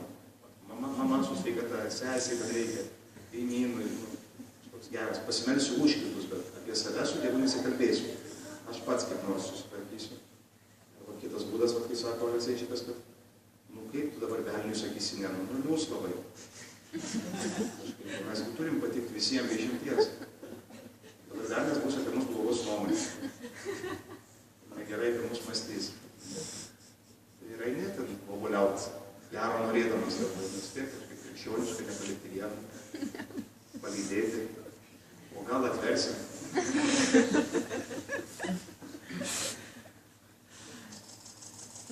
O kas jums pačiam yra Dievas? Tai iš vis dar kunigas, tai tikrai. Tai tikrai prasiplėtė, aš nemeluosiu. Aš labai kabinausi į kunigystę nesveikai, liguistai, čia sveikimo pradžiai. Tik dėl to turbūt, kad maniau vienintelis, kas dar liko kažko vertas, nepaisant, kad mano taškytas visokiais purvais, tai yra ta kunigystė. Aš šiaip aš didžiulis mieško gabalas, kurį, nežinau, galima kažkiek kunigystę pridengti ir leisti būti. Ir viešpats labai įdomiai veikia. Aš iš visų atsakingų girdėjau labai aišku ne tokį, kad pažiūrėsim, kada nors, ne, niekada baigtų. Tu melsk viešpatį kito pašaukimo, galvo, ką nors kito. Man nebuvo leista grįžti kunigautą dar kažką. Ir už tą viešpačią labai esi dėkingas, nes kažkada gyvenant Klaipėdoje ir dirbant dirbant juodą vertėjų darbą, jis gali tik pasirodyti labai lengvas, bet man teko dirbti tikrai sunkus, man teko nelaimė dirbti Klaipėdos Gofro kartono staros gamyklai. Vokiečiai montavo naują įrangą mėnesį laiko, teko vertėjauti ir lietuviai girti mechanikai mokėsi su moderniais pramoniniais kompiuteriais dirbti. Bet paskui juokiausi, sakau, mane dar skambino ir direktorius pats. Jau 2 mėnesiai vokiečiai išvažiavę mokymai baigėsi, jie man skambino, vėl neveikia. Aš jau net išmokau, kad versdamas, kad paspaus, kad jis ten veiktų. Tai va, ten dirbdamas supratau, kad man nereikia kunigystės, kad aš galėčiau būti kunigu, mes visi esame krikštų viešpačiui tarpę kunigais. Ta prasme, aš labai norėčiau, taip, jaučiu, kad tai mano kelias, kurį viešpas mane kviečia, bet ne bet kokią kainą. Ir tada atsidėjo durys. Tai jeigu klausiu, kad man šiandien yra Dievas, aš tikrai galiu pasakyti, kad kuo toliau, tuo labiau slėpinys. Kuo man atrodo, kad aš labiau jį pažįstu, tuo mažiau jį nuspėjai. Jis tikrai šiandien būtų turbūt labiau sutinkamas kur nors vasarinė ar dar kur nors parko gatvėje, čia nežinau, Kaune kokia gatvė negu čia. Jis visiškai neprognozuojamas, bent jau mano gyvenime. Ir ištikimas nepaisant to. Duodantis daugiau negu nori. Tai man labai svarbios savybės Dievo, kuriam aš besąlygiškai tikiu. Tai pirma, yra besąlygiška Dievo meilė man. Anonimai sako aukštesnė jėga, kas nori. Dievas yra meilė, tai nepaštas, kad besąlygiškai. Ilgai maniau, kad Dievas myli už kažką. Kaip tėvai tave gėrė už tai, kad gavai 10, kad nesusikurvenai naujų kelnių, kad pasaugai sesė, kol tėvai tave parduodavo sulastė. Taip ir Dievas tave myli pirmūną atrodo.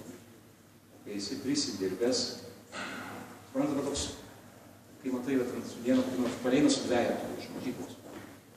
Tai užuot paklausus, kas tau nesiseka vaikui, taip stresas, visi protingi suaugusiai sako, ir ten prasideda visokių moralų.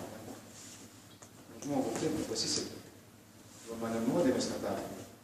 Aš nepuolu save ėsti, ką mėgdavau anksčiau. Maniau, kuo labiau eisiu, tuo greičiau Dievas atleis. Man tai pakeitė bendravimas su tėvais, kurių vaikai serga priklausomybė. Kaip Dievas mane myli be jokių sąlygų. Ir gal net griežčiau, negaliu tokios nesąmonės padaryti, kad Dievas nustotų mane mylėti. Ir man nereikia nieko padaryti, kad jis pradėtų mane mylėti. Pavyzdžiui, kai ateina tėvai ir pasakoja savo vaikų nusikaltimų litanijas. Visų šventųjų litanija, kuri tai prailgsta per Velyknaktį, yra palyginus menkniais, juokas, greitai baigėsi, net jeigu iškilmingai gieda, kiek padaro žmogus liguistai gyvendamas. Ir pabaigoje norėtum klausti, klausykite, ką dabar čia veiktų.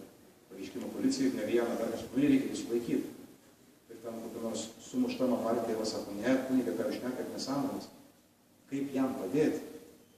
Ir tu matai, kad jų vaikų nežmogiškas elgesys neužgesino meilės. Taip, jinai atskleista susirūpinimu, supykimu, bejėgystė, dar kažko. Bet ką sutinka padaryti, kad vaikas veiktų? Kaip tu žiūri, kad trapų žmogų, galvoju, tai negi Dievas myli mažiau.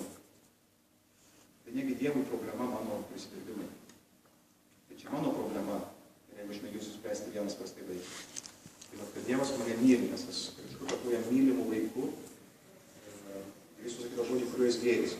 Nepaisant to, kad pats save niekinu, laikau niekam tikusiu, dažniau nepripažįstu Dievo atvejus, gal kaip su Navicku mes čia atradom, sakom, mes abudu dideli pakankamai, jisai vieną vakarą sako, Dievas kūrė tokį gražų pasaulį, ypač žiūrė kaip viešim galyti, ant mūsų, nežinau, ar parūkyti iš jo įkvėpimo, jis kažkokį brokelį paleido į pasaulį, kurį dabar turim visom valios pastangom pataisyti. Tai nėra tiesa, nei ant vieno iš mūsų Dievas nepritrūko įkvėpimo. Esam labai tikslingai sukurti, tyčia iš meilės sukurti ir gero norint mums pašaukti būti. Ir kad antra tiesa apie Dievą, kad myli be sąlygų, ne už kažką nepaisant visko. Ir mano liguistas įprotis prisidirbus bėgti nuo Dievo, kaip Adomas ir Ieva, bėgti pas Dievą, sakyti Dievą, man dėl nesiseka, sakyk, kas ne taip, ką daryti, padėkti, ir tai būtų blaivesnė laikysena. Ir antra, kad Dievas yra iniciatyvus, nebeingai stebiname gyvenimą. Alekseičikas sako, kad Dievas mėgsta kalbėti labai tylia sąžinės kalba. Kad mums sugebant tą ignoruoti, prabyla skausmo kalba, kurią jau visi supranta. Tikrai, žinot, su sąžinė mes kažkaip gebam. Čia kada Navickas, jeigu skaitote Facebook'e, buvo parašęs tą gražią frazę, sako, mano sąžinė švari, ten nenaudota. Kažkaip gebam ją veikti. įdėti stalčių, įšaldyti dar kažką. Tai va, tarkim, matai, tėvus, kurie augina vaikus, Jėzus moko mus apie Dievą kaip apie tobulą tėvą.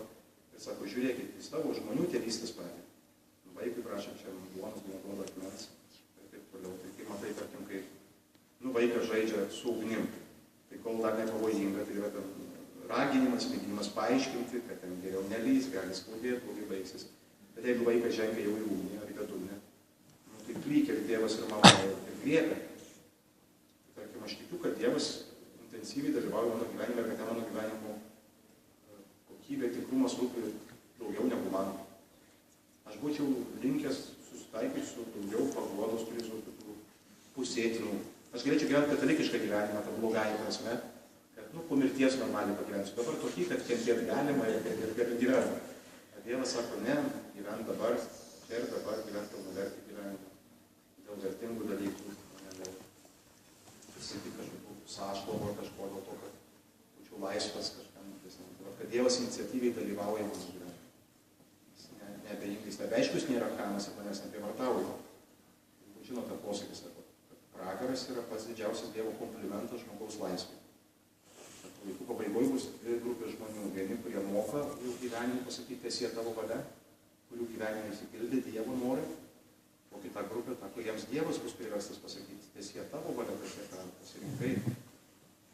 Kad Dievas per prievartą tikrai nebus manęs gelbėti, bet tikrai iniciatyviai, išradingai, išmaniai kūrė progas, kuriuose mėgina mane pažarinti, sugrąžinti gyvenimo kelią.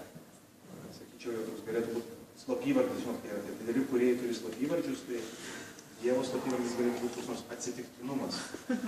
Tie, kurie labai bijo Dievo vardo ir pasišiauštų, tai manau, kad Dievas tuo vardu pasirašinėja jų gyvenimuose. Atsitiktinai reikiami žmonės, reikiamos knygos, reikiami konfliktai, kurie apnuogina, parodo tiesą, dar kas nors veikiama vyksta. Tai kad Dievas myli, Dievas yra iniciatyvus ir visą gali, ir visą žino. Aš žinau, kad Dievas viską žino nuo vaikystės, man močiutė tą tiesą labai mėgdavo kartoju. Ir taip intensyviai kartoju, kad Dievas viską mato ir viską žino, kad man buvo nepaguoda ta žinia, o kažkoks grasinimas. Ar gali būti kas nors baisiau, kad yra akimirkos ir situacijos, kur nuo Dievo nepasislėpsi. Tuo gerai, kad Dievo tą matymą ir visą žinystę. Ir šiandien mane ta mintis guodžia. Pasikeitė blaivėtas, kad Dievas viską mato, tai yra labai gerai, viską žino. Tai aš nežinau, man atrodo, kad žinau.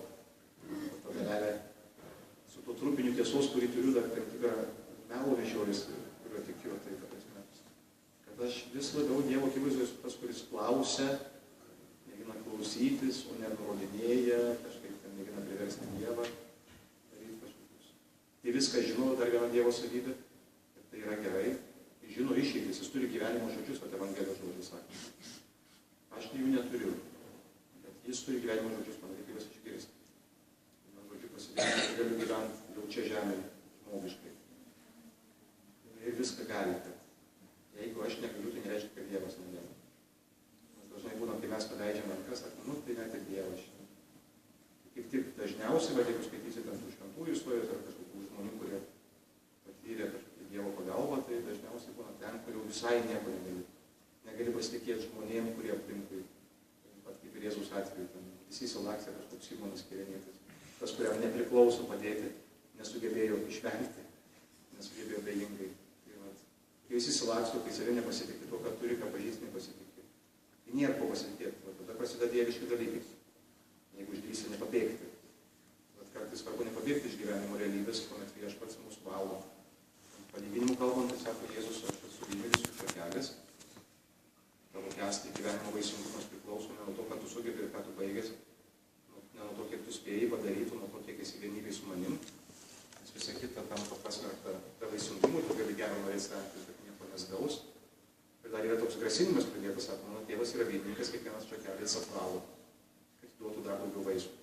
Tai jeigu buvot sode, kai valo vaismedžius, tai ten nėra taip, kad ten kažkaip glosto labai ilgai, ar ten šiaip aplaužo, normaliai aplaužo.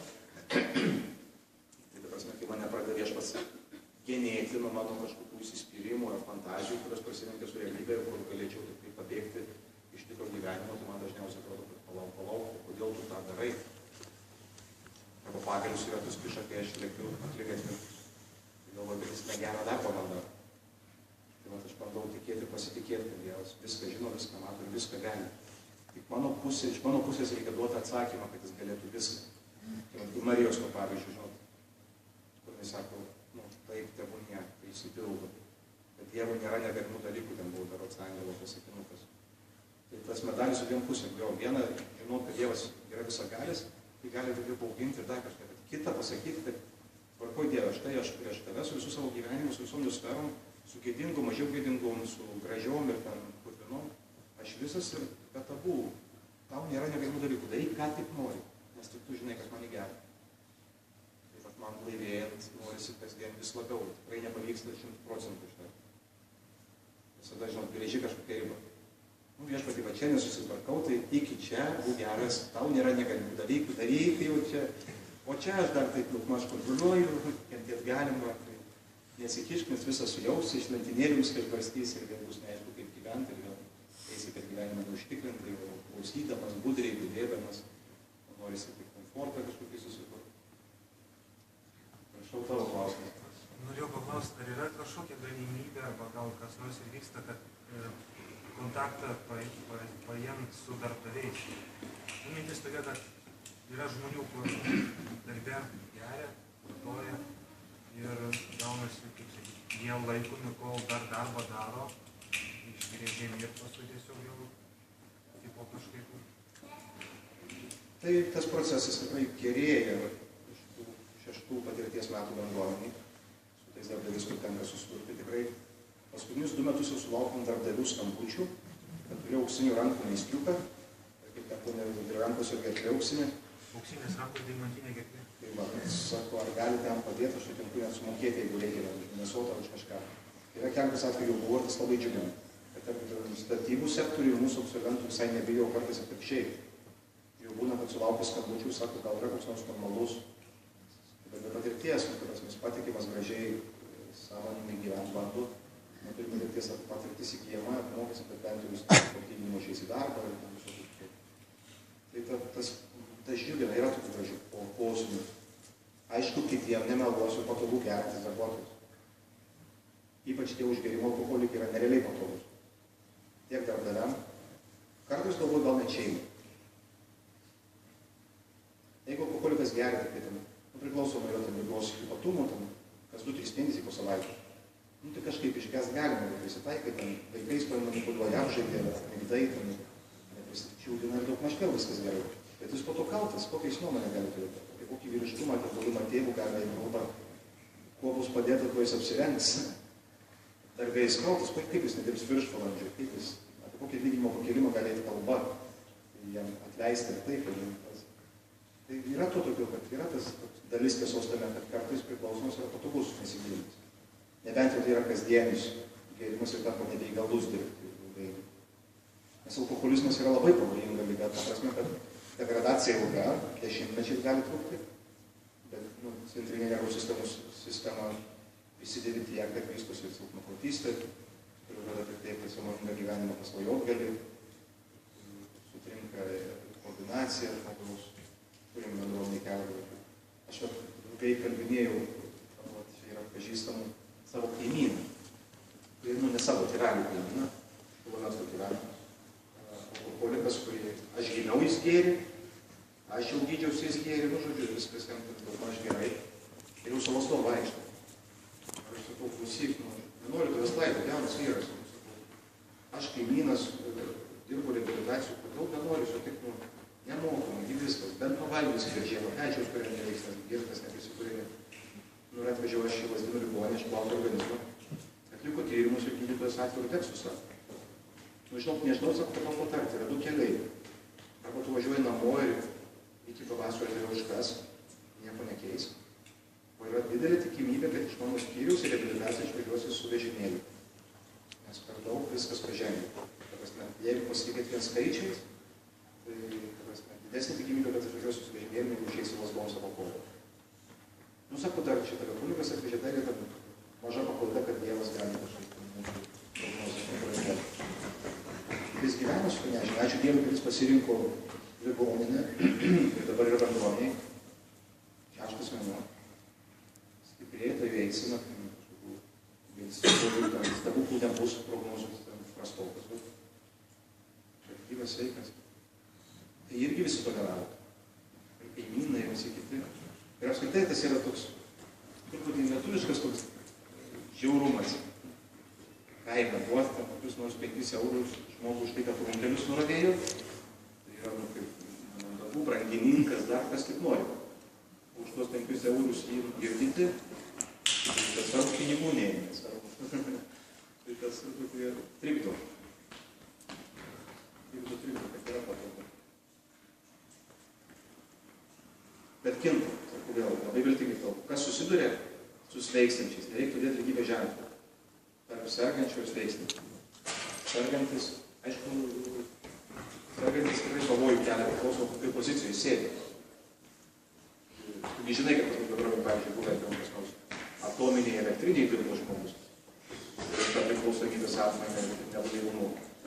Tai jis kelia pavojų, žiaurų. Žingsnių programa, pokyčių programa. Ir kad aš esu vertas kažko tikro ir Dievas man nori kažką tikro duoti. Ir tam, kad tas tikras, didingas gyvenimas galėtų vykti, tam reikia tiesiog vietos. Ir mes kartais taip juokingai atrodom, žinau, čia, nežinau, ar galima taip šarduoti, ar mane prapjauna, išima tai, kas ten puliuoja, kad galėčiau sveikti, o aš tik pabudęs plovu vėl viską rankelius, nes labai tuščia. Esu pripratęs, kad ten rūksta, turiu ko nervuotis, turiu pakaltinti. Tai jau kai yra tuštumos jausmas, tai aš sakau, tai yra labai labai gerai, tai yra pirmas prisikėlimo ženklas. Šitą savaitę patemsim prisikėlimą. Turbūt atsimenat, prisikėlusio jau visi tie pirmi ženklai yra tuščias kapas, sumišimas, nežinia, pasimetimas, atpažinimas ir taip toliau. Tuštuma, kuri atsiranda, yra puiku ir ją reiktų įsiklausyti ir tada tikrai neskubėti jos prislopinti, o klausti, ko esminių man trūksta. Klausti Dievų, žmonių ir tikrai išeitis yra. Tai tiek, kad mes tokie labai vartotojiški. Norim labai, labai greitų, bet pati žinot, nors greiti kreditai, visi puikiai žinot. Taip, tam kartu jūs sprendžia problemą. Bet kaina yra tragiška. Yra atidėjimas, padidinimas problemos. Tarkim, kai tu tuštumą ar nerimą neįsiklausęs mėgini tik užslopinti, tai yra absurdas, nes nuo to daug geriau nebus. Mokėsi daug didesnę kainą. Arba tarsi, kaip čia, puikus farmacininkų bičiulis. Valgysi, visą gyvenimą valgysi. Iš kitos pat istorijos irgi mūsų bendra pažįstama palydėjo pas mūsų bendruomenę. Ir mūsų sąlyga yra, kad žmogus būtų bent 10 dienų būtų gerai blaivas. Tai tikrai mus nesivytė barba ir sako, kad jis blaivas. Taip žiūrim, kad bažnyčios nariai meluotų, taip ir taip. Susidurėm su tėvais, kurie meluoja, nes labai bijo, kad nepriimsim jo vaikų. Tai tikrai žmogus nieko kito, tik gydytojų paskirtus vaistus. Gėrė. Ir mes ten tada užvažiavo visi atidėjusi ir sakom, parodyk vaistus. Jūs mėnesiui maksimos kapšelį, dar dar tą mažą atsivežęs. Sakau, per kiek tu čia laiko suvalgysi? Sakau, mėnesiui čia išrašė. Žinot, aš ne psichiatras, aš žinau, kaip ten jų reikia. Ir ar jų reikia, kartais reikia. Tai mūsų psichiatrai tik turi tablečių numetė į svarą. Tada paguldamas električikai skyrių, jis pats sutiko, ačiū Dievui. Atliko įsamius tyrimus, pasižiūrėjo, kad gali tą jo tuštumą ir nemigą. Padėjo pajudėti atsakymų, tikrų, autentiškų atsakymų link. Nėra kaip kūdikis iki šiandien, be jokių tablečių. Žmogus jau kelis metus sistemingai valgė vaistus vis didėjančių dozių. Mes tikrai, tarkim, ir tas pats Alekseičikas sako, kad jauni psichiatrai mėgsta. Žmonės to prašo. Mes net gerais gydytojais laikom tuos, kurie greitai įsprendžia mūsų bėdą. Ateini su lengvu nerimu, duoda to tokių vaistų, kur ten jau dieve, ten žmogui prieš pabaigą reiktų, kai suicidinės mintis neapleidžia duoti juos. Ir viskas, nerimo kaip nebūtų. Tik tai, kad tolerancija auga ir mes tam nuo tų vaistų priklausom. Nereiktų taip labai. Ir žmonės mėgsta. Gydytojas Robertas Badras, mūsų bendruomenė čia skaitė paskaitą per šeimadienį. Ir jisai sako, tai įsivaizduokit, kol aš kalbu jums šitą valandą laiko, galiu užrašyti kokį 150 receptų su narkotinių medžiagų. Vaistais, kurie turi narkotinių medžiagų. Visi jie galiojantis. Sako, man už tai kas nors grėstų, nebent padėka iš farmacininkai pastebėtų, kad tendencija, kad kažkurių rašau kažkaip kryptingiau. Tai gal pasiūlyti kokią konferenciją apmokėti ar dar ką nors. Visi jie galiojantis. Ir tarp kitko, Lietuva vienintelė Europos Sąjungos šalis, kurio galima įsigyti be recepto skausmą malšinančių vaistų, kurių sudėtyje yra tų pačių medžiagų kaip opiatuose, heroinai. Tai aš labai prašiau vadovą pasakyti pavadinimą, sakė, pažįstu tave, tikrai ne. Bet tikrai tokių yra, jisai sakė, daro, ką gali, kad mūsų atsakingieji imtųsi tokių sprendimų. Žmonės labai mėgsta nuo jausmų bėgti, kad tikrai nereikėtų bėgti. Reikėtų įsiklausyti ir neužleisti. Paskui toks darželis gaunasi, kad tik visis ragus nusilaužtų. Bet yra tokių situacijų, kur tikrai vaistai yra neišvengiama. Taip. Taip, tas kaip be išlygų tikrai. Tai yra tam tikri... Jo, bet čia reiktų atkreipti dėmesį, bet tarkim, tikrai žinau, kad psichiatrai užmėtys ekonominį nėra, šiandien labai daug tikiuosi čia jau. Aš tikrai bandau jūs net suprasti, kodėl tai daro. Ką Alekseičikas toj knygoj savo prašo. Ar jie neturi laiko? Priežasčių nei pats pacientas nori ieškoti, nei psichiatras. Kartais depresijos epizodai pasirodo žmogui, kai jam negydoma priklausomybė, elementarus alkoholizmas. Ir aišku, nuo ilgą laiką įtampų, nerimų, ten daugiadienių, ko tik nori, drebuliai atsiranda, nemigos, kas labai lengva per 3 minutės diagnozuoti depresiją ir paskirti gydymą. Tai tikrai nesakau, kad visos depresijos šitos kilmės. Pasakau, yra taip, būna taip, ypač mūsų srity, dėl ko tai reikalinga psichiatrija tokiam centre. Pasižiūrėti, ar priklausomybė yra negydomo psichinio sutrikimo pasekmė, kuomet tikrai reikalingi medikamentai, pas bendruomenei, taip pat tiem, kam reikia, juos gauna. Galbūt ne tiek, kiek nori jų gauna, bet tiek, kiek reikia jų gauna. Kai kurie jiems tikrai reikia. O kitiems tikrai, tai nėra psichiniai sutrikimai, tai yra elementari ir klasikinė priklausomybė, negydyta. Žmogus mielai keičia kažkokį, tada reikia, kad įprastų savo dalyką. Tas labai svarbu pasižiūrėti, ar priežastis. Aš tarkim irgi turiu savo ligos istorijai depresiją, nes kurios ten formų, bet tokia jau neveikia. Tai abstinencijos periodijos psichiatrai poliklinikos. Net nemalau pasakiau, kaip jaučiuosi. Tai mane paklausė, kad stacionarai noriu, sakau, ne, noriu domino. Tai stiprių vaistukų depresija puikiai. Geriau 2 mėnesius, nuo to man geriau nesidarė. Kad tikrai reiktų gerų psichoterapeutų, dėlė Lietuvoje vienintelis skyrius buvo, reiktų vadinti, būtuoju laiką kalbėti, psichoterapijos nemokamas, tai buvo Vasaros gatvės, gydytojas Alekseičikas. Jis bando išėsti, tai vadinasi ribinių būsenų skyrius su sumažintų lovų ir taip toliau. Prieinamumas prastokas. Kartais normali psichoterapija, kur žmogui padeda pažinti tiesą apie save, geba spręsti kitų priežasčių, neturint priežastis nyksta ir nerimai ir nerimus apie ką nori. Tai prasme, vien vaistai nėra išeitis. Kaip derinį, taip. Arba tada, jeigu kažkoks bipolinis sutrikimas, anksčiau vadinamas maniakinė depresija, tai aišku, kad pusiausvyrą turi atkurti medikamentais ir čia nuodėmė būtų vaistų negerti. Bet, dar ir tas yra, sakau, kita problema, kad yra arba tie hipersveikuoliai, kur ten vaistai blogis, kas yra tikrai netiesa, arba ten tie, kur vaistai besąlygiškas gėris, truputį suskaudo galvą ir geriau vaistus su opiatais. Arba mano mamytė, duosi. Naitis ir vienu tarpu buvo irgi nuo močiutės nusižiūrėjus, kad esu ruožamas tabletytės pamėgus. Jeigu toks lengvas nedidukas, rudeninis dar kažkas, yra puikių tabletyčių. Ir tikrai tuo piknaudžiaujama. Aš, tarkim, esu pakenkęs savo daug ir savo širdžiai taip pat, čia jau fiziniai prasmei. Tai būnu kardiologinio, taip, pailsėt, va čia, apie poilsį klausė. Tai man visada, mano draugai sako, tu rinktis, ar valstybės viešolis tave vešim, ar tu pats kur nors važiuok pailsėti, nes pirmus tos 3 metus porą kartų su greitai važiavau pailsėti į kardiologinį. Tai, tarkim, vakarė sesutis, tikrai kaip piktų apsėstus. Aš žinau tos vaistus, kuriuos man siūlo. Jūs išgerkite. Sakau, sesutė, bet čia ne psichologinių, ten ne psichinių sutrikimų skyrius. Aš tai čia dėl širdies. Bet geriau mėgosit, sakau, bet aš miegu, nesiskundžiu. Aš turiu kitą problemą, babus negaliu, man reikia tai. Turiu prašyti, kad prikeltų arba 4 žadintuvai.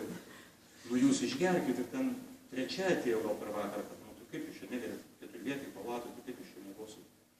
kosiu, senukas, labai įstrigo girininkas, aš labai myliu tokius miškininkus, jau matosi nesugadinto žmogaus gyvenimo per daug. Toks tikrai gerėtis, jis man sako, tai jūs paimkit, jeigu nenorit man atkuos. Nelabai duoda. Tai jis grįžti savo trobelę miške, po 2-3 savaičių gydymus, tik širdelė gydysi. Jam tikrai bus prasidėjus abstinencija. Ir be tų vaistų, kuris neužmigs dar kurį laiką, vaistų, kad jis ant jų ir neliktų. Nes kol išvalys organizmas užtruks keletą dienų ar savaičių. Arba vat vaistais. Vėl ką vadinsim vaistų? Tarkim, priklausomybės gydyme irgi labai mėgstama vaistų. Buvau Kaune, dar kitko čia universitete buvo farmacininkai pristatinėjo vieną puikų vaistą, kuris neturėtų leisti susiformuoti nekontroliuojamam potraukiui gerti. Arba mūsų jau labiau žinomam kabliui. Kad tu išgeri tabletytę prieš vartodamas alkoholį turėtų nesiformuoti kablys.